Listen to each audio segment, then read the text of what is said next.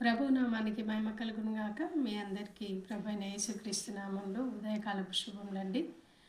మరి ప్రతిరోజు దేవుడు ఆయన కృపా వాత్సల్యం చేత మనల్ని దర్శిస్తూ నూతనమైన దినాన్ని మనకు అనుగ్రహిస్తూ ఆయన కృప ద్వారా మనతో మాట్లాడుతున్న వాగ్దానాలన్నింటిని బట్టి దేవునికి మహిమ కలుగును గాక. మరి అదే క్రమంలో ఈరోజు దేవుడు మనకిస్తున్నటువంటి వాగ్దానము యెషయా గ్రంథము 1వ అధ్యాయము 9వ వచనం. నేను నీకు ఆజ్ఞాపించి ఉన్నాను గదా, నిబ్బరము కలిగి ధైర్యంగా నుండుము, దిగులు పడకము, జడియకము. నీవు నడుచు మార్గం అంతటిలో నీ దేవుడైన యెహోవా నీకు తోడై ఉండును.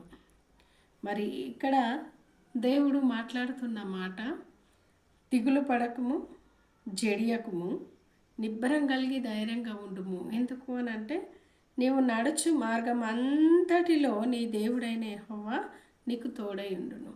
మనం ఏ మార్గంలో నడుస్తున్నామో ఆ మార్గం అంతట్లో కూడా నీ దేవుడైన యెహోవా నీకు తోడుగా ఉండును. దేవుని వాక్యంలో ఉంది కదా, సామెతల గ్రంథంలో, ఒకని ఎదుట సరి అయినదిగా కనబడు మార్గం కలదు, అయితే తుదకది మరణానికి దారితీయను. చాలాసార్లు ఏ మార్గం గుండా వెళ్ళాలో తెలియదు. అయోమయమైనటువంటి పరిస్థితుల్లో ఉన్నప్పుడు మన దేవుడు, మనుషులు మమ్మల్ని విడిచిపెడతారేమో కానీ మన దేవుడు మనల్ని విడిచిపెట్టాడు. ఇక్కడ సందర్భం ఏంటంటే, యెహోషువ మరి మోషే యొక్క పరిచారకుడు. మోషే చనిపోయాడు, యెహోషువ ఉన్నాడు. యెహోషువతో దేవుడు అంటున్నాడు, అయ్యా, మోషేకు తోడై ఉన్నట్టు నీకు కూడా నేను తోడై ఉంటా, నువ్వు భయపడొద్దు, నిబ్బరం కలిగి ధైర్యంగా ఉండు అంటున్నాడు. నిబ్బరంగా ఉండాలని అంటే మనకెంతో ధైర్యం కావాలి. ధైర్యంగా ఉంటేనే నిబ్బరంగా ఉండగలుగుతాం. అయితే ప్రభు అంటున్నాడు 6వ వచనంలో మరియు 7వ వచనంలో, అలాగే 9వ వచనంలో కూడా నిబ్బరం కలిగి ఉండు, నిబ్బరం కలిగి ఉండు, ధైర్యంగా ఉండు, దిగులు పడకు, జడియకు అంటున్నాడు. అంటే యెహోషువ బహుశా అమ్మో ఇన్ని లక్షల మందిని నేను ఎలా తీసుకెళ్ళగలుగుతా అని ఒకవేళ భయపడుతున్నాడేమో అక్కడ. అందుకే దేవుడు పదే పదే ధైర్యపరుస్తూ ఉన్నాడు. ప్రియమైన దేవుని బిడ్డ, ఈరోజు కూడా నీ ముందున్నటువంటి పరిస్థితి నీకు అట్లే భయం అవుతుందేమో. అయ్యో, నేనేం చేయగలుగుతా, దీన్ని ఎలా హ్యాండిల్ చేయాలి అని. కొన్నిసార్లు కుటుంబంలో రకరకాలైనటువంటి గొడవలు, రకరకాలైనటువంటి అసమాధానపు పరిస్థితులు, ఇవన్నీ శారీరక సంబంధమైనటువంటి అంశాలైతే ఆత్మీయంగా అంతరంగ యుద్ధం ఒకటి జరుగుతూ ఉంటుంది. ఏం చేయాలా? ఎందుకంటే క్రైస్తవులుగా ఉన్నటువంటి మనకి దేవుని వాక్యము ఎప్పుడు కూడా దేవుని యొక్క ఆత్మ మనకి చెప్తూ ఉంటుంది, నువ్వు పరిశుద్ధంగా బతకని. కానీ శరీర నియమం మన లోపల ఉండడం వల్ల, ఈ శరీరమేమో శరీరానుసారమైన మనసు కాబట్టి ఇది రకరకాలైన వాటిని కోరుతూ ఉంటుంది.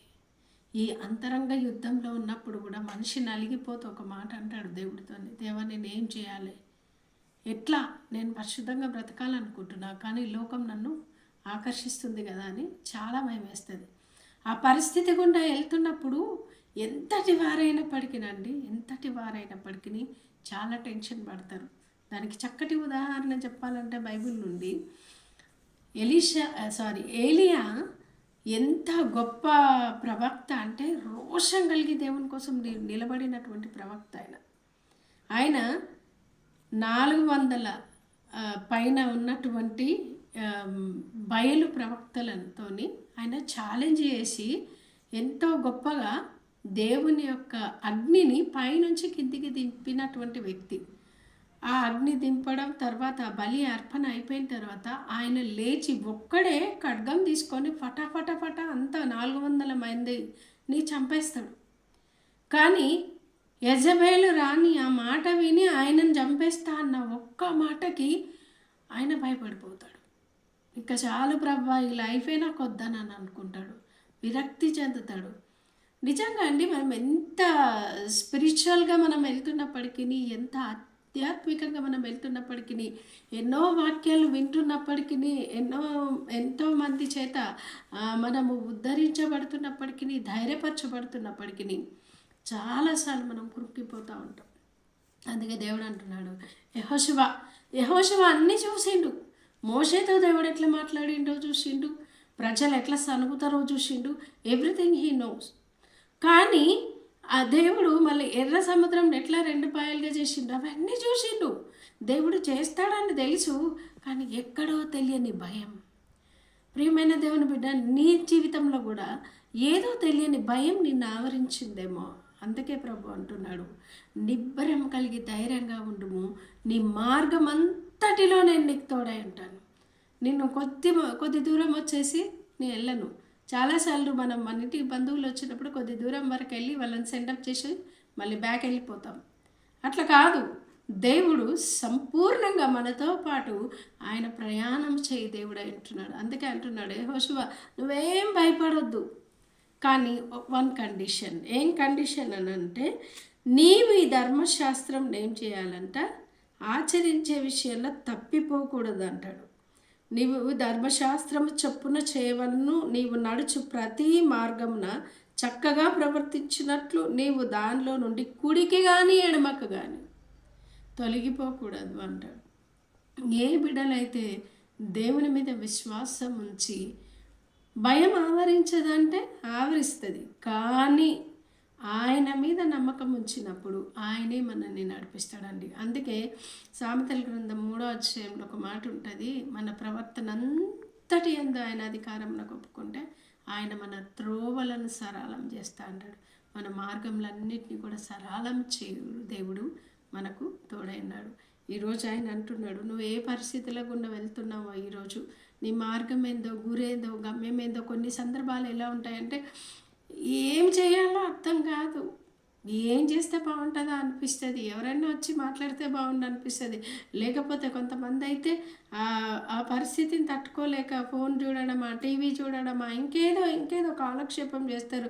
ఇంకా బ్రదర్స్ అయితే ఇంకా తాగుడికి బానిసలు అయిపోతారు. రకరకాలైనటువంటి పరిస్థితులు, ప్రేమలో ఓడిపోవచ్చు, లేకపోతే ఇంకేదో కావచ్చు. ఎలాంటి పరిస్థితి అయినా ప్రియమైన దేవుని బిడ్డ, నీ మార్గమును ఆయనకు అప్పచెప్పుకుంటే, నా మార్గమును ఆయనకు అప్పచెప్పుకుంటే ఆయనే మనల్ని నడిపిస్తాడు. ఆయన నడిపిస్తా అని సెలవిచ్చినప్పటికీ, మనం ఆయన మీద విశ్వాసం ఉంచినప్పటికీ సాతాను ఏం చేస్తాడంటే మనల్ని ఏదో రకంగా వాడు వెనకకు లాగాలని చూస్తాడు. కాబట్టి అలాంటి సమయంలో ఒకే మాట పలుకుదాం, దేవుని విశ్వాసమును బట్టి దేవుని పైన నమ్మకం ఉంచుకొని మనం ఒక మాట పలుకుతాం, నా ప్రభు నాతో ఉన్నాడు, నా మార్గం అంతట్లో కూడా ఆయన నాతో వస్తాడు, ఆయన నాకు తోడై ఉంటానని వాగ్దానం చేశాడు, కాబట్టి నేను ఆయన మీద ఆధారపడతాను. ఎవరమైతే మనము ప్రార్థన చేయగలుగుతామో అప్పుడు దేవుడు మనకి సహాయం చేస్తాడు. ఒక చిన్న మాటను మీతో చెప్పాలని నేను ఆశపడుతున్నా. ఒక ఎడారిలోనంట ఒక చిన్న పిచ్చుక ఉండేదంట, ఒక పిట్ట. అది చూసేసరికి ఎక్కడ చూసినా ఎడారి, నీడ లేదు, వాన లేదు, తినడానికి సరైన ఆహారం కూడా లేదు. అప్పుడు చాలా బాధపడుతుందంట, అయ్యో దేవా నన్నెందుకు ఇట్లా సృష్టించినావు, నా బ్రతికింతేనా అని బాధపడుతుందంట. బాధపడుతున్నటువంటి సందర్భంలో ఉన్నట్టుండి అక్కడ ఒక దేవదూత సంచారం జరిగిందంట. దేవదూత వెళ్తా ఉందంట. దేవదూత దగ్గరికి వెళ్ళి ఈ దేవదూతతో అడుగుతుంది, ఎక్కడికి వెళ్తున్నావు దేవదూతను అని అంటే, నేను ప్రభు దగ్గరికి వెళ్తున్నానంటే, దేవుడి దగ్గరికి వెళ్తున్నా నేను అనంటే, ఈ పిచ్చుక అడిగిద్దంట, నా పరిస్థితి ఎన్ని రోజుల వరకు ఇట్లా, నేను ఇంతేనా, నా బ్రతికి ఇంతేనా అని అన్నదంట. కొంచెం అడిగి నాకు చెప్పవా అని అన్నదంట. అంటే ఇంకా ఈ దేవదూత కూడా పాపం బాధపడిపోయి, అయ్యో ఈ పిచ్చుకకి ఎంత కష్టం వచ్చింది అని చెప్పి బాధపడిపోయి ఇంకా దేవుడి దగ్గరికి వెళ్ళాక అడిగిందంట, దేవా మరి ఆ పిచ్చుకనైతే అంత బాధగా ఉంది, దానికి సరైన ఆహారం లేదు, ఎందుకంటే ఎడారి అంటే మొత్తం ఇసుకనే కదండి, సరైన గూడు ఉండదు, సరైన ఫుడ్ ఉండదు, ఏది ఉండదు. ఇలాంటి పరిస్థితిని బట్టి అయ్యో మరి ఆ పిచ్చుక పరిస్థితి ఏంటి అనేసి దేవుని సన్నిధిలో అడిగితే దేవుడు అన్నాడంట, దాని పరిస్థితి అంతే, ఇంకా దానికి అలాగే అంతే ఉంది అని చెప్పిండట. అప్పుడు దేవదూత చాలా నొచ్చుకొని, అయ్యో ప్రభువా మరి తనకి ఇంకొక ఆప్షనే లేదా అసలు, ఎట్లా ఆ పిట్ట అలాగే ఎట్లా ఇదైపోతుంది ప్రభువా అని చాలా వేడుకున్నాడంట. అప్పుడు దేవుడు ఒక మాట చెప్పాడంట, ఏం లేదు, నువ్వు ఒక ఆప్షన్ ఉంది తనకి, తనకున్న ఏ పరిస్థితి అయితే ఉందో ఆ పరిస్థితిని బట్టి స్తుతి చెల్లించమని చెప్పు, అని చెప్పిందంట. అంటే ఇంకా సరే, ఇంకా దేవదూత కిందికి వచ్చిన తర్వాత మళ్ళీ పిచ్చుకకి కలిసినప్పుడు ఏం చెప్పింది దేవుడు అంటే, ఏం లేదు, నీకున్న ఏ పరిస్థితి అవుతుందో ఆ పరిస్థితిని బట్టి ఆయన స్తుతించమన్నాడు అని అంటే, అయ్యో నేను ఒకటి అడిగితే నాకు ఒకటి వచ్చింది ఆన్సరు, నా ప్రాబ్లంకి సొల్యూషన్ లేదా అని నేను అడిగినా, మా నాన్నేమో స్తుతించమని అన్నాడు దేవుడు అని కొంచెం బాధపడ్డా. మళ్ళీ అనుకుందంట, సరే ఇది కూడా చేసి ప్రయత్నిస్తే పోలా అని అనుకొని తను ఇంకా దేవుణ్ణి స్తుతిస్తూ ఉందంట. దేవా, నన్ను ఏడారిలో ఉంచినందుకు స్తోత్రం, నన్ను ఈ విధంగా ఉంచినందుకు నీకు వందనం అని ఇలా ఎప్పుడైతే స్తుతిస్తూ ఉందో అలా స్తుతించిందంట. కొన్నాళ్ళకి మళ్ళీ ఆ దేవదూత ఆ మార్గం గుండా వెళ్తూ ఉన్నారంట.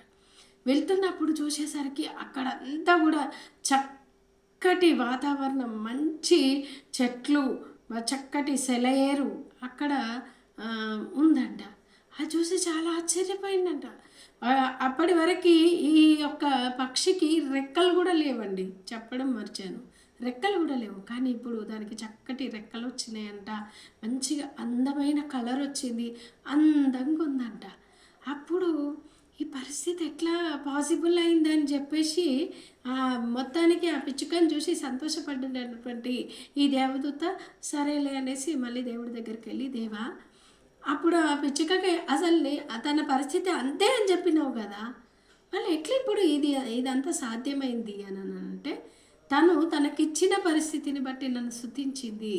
స్తుతుల పైన ఆసీనుడైన దేవుడు దిగి వస్తే ఆయన ఎక్కడుంటే అక్కడ క్షేమము, ఆయన ఎక్కడుంటే అక్కడ మెట్టగా ఉన్న ప్రతి స్థలం కూడా చదునైపోతుంది. అది ఎలాంటి పరిస్థితి అయినా, వంకర మార్గమైన అది తిన్నదవుతుందండి. దేవుడు ఆ స్థుతిని, దేవుని వాక్యంలో ఉంది కదా, మన స్థుతుల పైన ఆసీనుడైన దేవుడు ఆ స్థుతిని గైకొనడానికి ఆయన దిగి వచ్చిండు. ఆ యొక్క ఎడారి ప్రాంతం అంతా కూడా ఆయన కృపను బట్టి చక్కని అడవిలాగా అది మార్చబడిందండి. ఈరోజు నీ పరిస్థితి కూడా చాలా ఎండిపోయిన స్థితిలో ఉందేమో, ఈరోజు నీ పరిస్థితి కూడా భయంకరమైన పరిస్థితిలో ఉందేమో. ఉన్న స్థితిని బట్టి దేవుని స్తుతిద్దాం. మీరైనా నేనైనా దేవుని స్తుతిద్దామండి. దేవుడు ఆ పరిస్థితిని బట్టి మన జీవితంలో ఆయన వచ్చి మనకున్న ప్రతి పరిస్థితిని కూడా ఆయన చదునుగా చేసేస్తాడు. దేవునికి మహిమ కలుగును గాక. మరి ఈరోజు దేవుడు మనతో మాట్లాడుతున్న మాట, ఆయన మనకు తోడై ఉండి మనల్ని నడిపిస్తా అంటున్నాడు. మన మార్గం అంతట్లో ఆయన తోడైంటా అంటున్నాడు. ఏ స్థితిలో ఉన్నావో, ఇంటర్వ్యూకి వెళ్తున్నావా, జాబ్కి వెళ్తున్నావా, ఇంట్లో ఉన్న పరిస్థితిని బట్టి భయపడుతున్నావా, దేన్ని బట్టి నువ్వు భయపడుతున్నావో నాకు తెలియదు, కానీ దేవుడు నీతో మాట్లాడుతున్న మాట, దిగులు పడకము, చెడియకము, నిబ్బరము కలిగి ధైర్యంగా ఉండము, నీవు నడుచు మార్గం అంతట్లో నేను నీకు తోడై ఉంటా అంటున్నాడు. అట్టి కృప చేతే దేవుడు మీ అందరినీ దీవించి ఆశీర్వదించును గాక. చిన్న ప్రార్థన చేసుకుందాం. మహాపరిశుద్ధుడా, మహోన్నతుడా, జీవంగల దేవ, దయగలిగిన మా రక్షకుడా యేసయ్యా, నీకు స్తోత్రం. నిజంగా ప్రభా, ఈరోజు ఈ చక్కటి వాగ్దానమును బట్టి నీకు వందనాలు చెల్లిస్తున్నాను. మా జీవితం కూడా ఎడారిలా కనిపిస్తుండొచ్చు ప్రభా సమ్టైమ్స్ నాయన.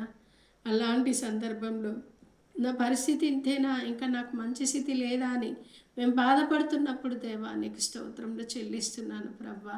నువ్వు మాతో అంటున్నావు, భయపడకము, దిగులు పడకము, నేను నీకు తోడై ఉన్నాను, నిబ్బరము కలిగి ధైర్యంగా ఉండుము, నీవు నడుచు మార్గమంతట్లో నేను నీకు తోడై ఉంటున్నాను అంటున్నావు నాయన. నీకు స్తోత్రం. అప్పుడు నాయన, నా తండ్రి యెహోషువ కూడా, అయ్యో నా నాయకుడు లేడు, ఈ ప్రజలు నాకు మాట వింటారో వినరో అని భయపడి ఉండవచ్చును, కానీ ప్రభా నేను నీకు తోడై ఉంటున్నానని పదే పదే అతన్ని మరి ప్రభా నాయన, నా తండ్రి ప్రోత్సహించి నాయన దేవా అతన్ని నీ కొరకై నిలబెట్టుకున్నావు నాయన. నీకు స్తోత్రం. యెహోషువ దినములన్నిట కూడా ప్రభ ఎవ్వరు ఆయన ఎదుట నిలవలేరు ప్రభ. నీకు స్తోత్రం. సూర్యుడిని, చంద్రుణ్ణి ఒక దినమంతా ఆపగలిగినటువంటి శూరుడయ్యా, నీకు స్తోత్రం. అంత గొప్పగా యెహోషువను వాడుకున్నావు.